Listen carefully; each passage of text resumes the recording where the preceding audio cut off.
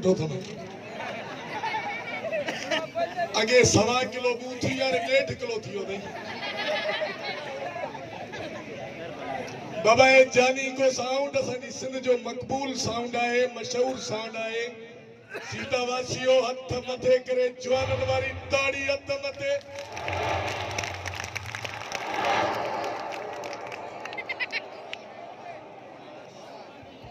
माशाअल्लाह ताड़ी में समझी आसी तो वाकई में जानी जानी आसी हूँ बक्सर करे आशिकन के ने गाल जी वधी के खबर होती तो जानी चए पोछा के जानी ही खबर थी केड़ो जानी आहे अल्लाह ही जानी थई लस्सी जो लोटो ही चावरन जी मानी आहे वो जानी वो जानी बहरहाल और हो या चाय वारो हो नहीं जानी आ पर असा मवाली मुड़सों इने जे करे असा वाली पंहिंजी गाल कंदासीं गीता कसला नसमा सफा पक्को असमा साईं वज़म वज़म अता वज़म वज़म पियो हवा में उड़ाए कंध लाणे वरी लुडाए पियो हथन में कुडाए सफा टूर ज़मा साईं वज़म वज़म नंढो वडो ना है वडो नंढो ना है जी जडो ना है थींदो फडो ना है बाकी डज़म डज़म डज़म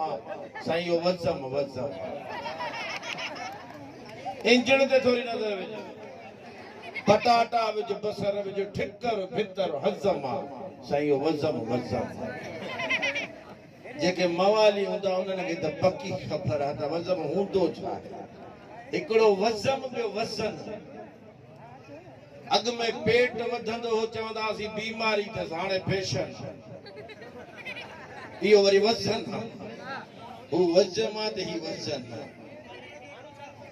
ही लालण माना सिंधीअ में हिनखे लालू चई सघो था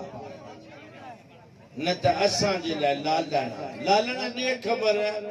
सालन खां पोइ ही स्टेज प्रोग्राम हिन तरीक़े सां सीता रामानी नगर हिन इलाइक़े में छा महसूस करी मूंखे त ईअं थो लॻे जेकॾहिं कंहिं माण्हूअ जो 36 साल